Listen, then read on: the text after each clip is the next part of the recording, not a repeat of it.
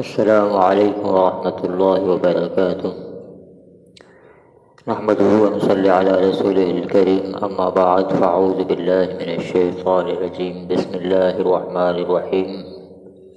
حدثنا أبو حازم قال سألوا سهل بن سعد من أي شيء منبر، فقال ما بقي بالناس أعلم مني هو من أسل الغابة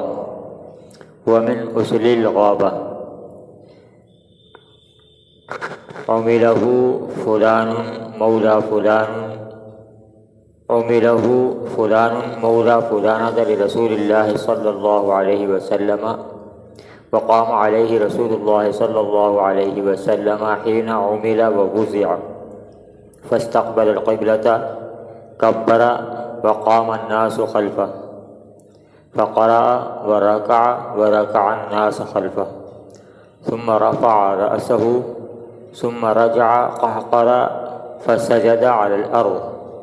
ثم عاد إلى المنبر، ثم ركع، ثم رفع رأسه، ثم رجع القهقر حتى سجد بالأرض، فهذا شأنه۔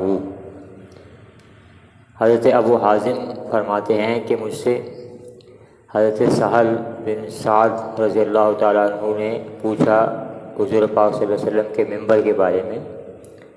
تو فرماتے ہیں کہ اس کے بارے میں مجھ سے زیادہ کوئی نہیں جانتا تھا۔ اس کے فلاں انہوں نے کسی کا نام بتایا کہ فلاں کے جو مولا تھے، آزاد کردہ غلام، انہوں نے جو ہے وہ منبر حضور پاک صلی اللہ علیہ وسلم کے لیے بنایا تھا کچھ لکڑی وغیرہ سے۔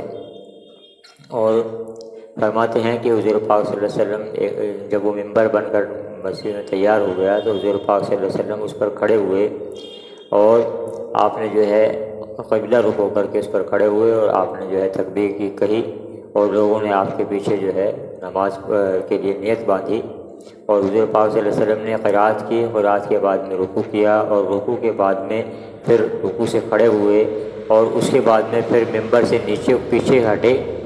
الٹے پاؤں پیچھے ہٹے، اور ممبر سے نیچے اتر کر کے پھر سجدہ کیا، اور یہاں زمین پر سجدہ کیا۔ اس کے بعد اسی طرح سے پھر دوسری رکعت میں حضور پاک صلی اللہ علیہ وسلم ممبر پر کھڑے ہوئے، اور آپ نے قرات کی، رکوع کیا، اور رکوع سے بعد میں دوبارہ رکوع سے کھڑے ہوئے، اور اس کے بعد میں سجدے میں جانے کے لیے حضور پاک صلی اللہ علیہ وسلم پھر ممبر سے نیچے اتر کے پیچھے ہٹے، الٹے پاؤں پیچھے ہٹ کر کے زمین پر سجدہ کیا۔ تو اس طرح سے حضور پاک صلی اللہ علیہ وسلم نے نماز پڑھائی۔ فرماتے ہیں کہ حضور پاک صلی اللہ علیہ وسلم اس حدیث میں جو ہے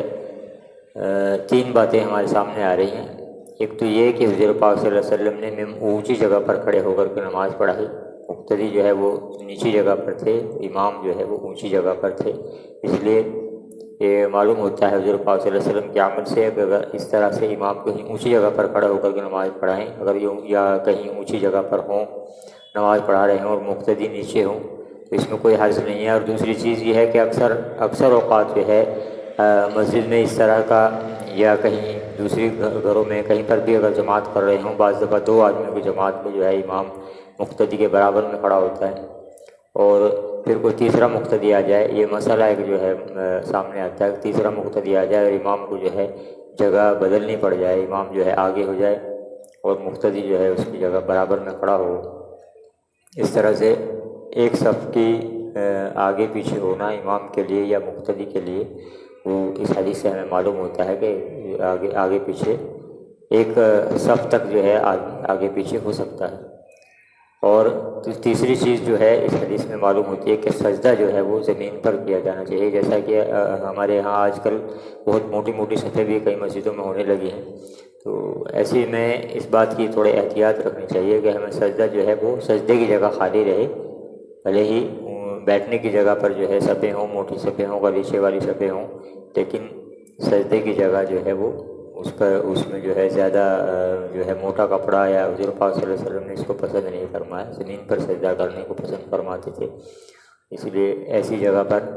جو ہے صفیں جو ہے زیادہ موٹی اگر ہیں تو سجدے کی جگہ کو جو ہے خالی رکھا جائے۔ اور نماز کے اندر نماز پڑھتے ہوئے اگر کوئی ضرورت پیش آ جائے، کوئی شدید ضرورت ایسی پیش آ جائے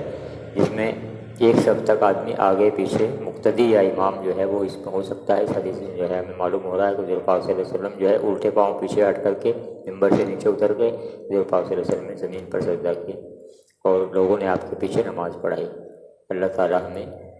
صحیح عمل کرنے کی توفیق عطا فرمائے، حضور پاک صلی اللہ علیہ وسلم کے طریقے پر چلنے کی توفیق عطا فرمائے۔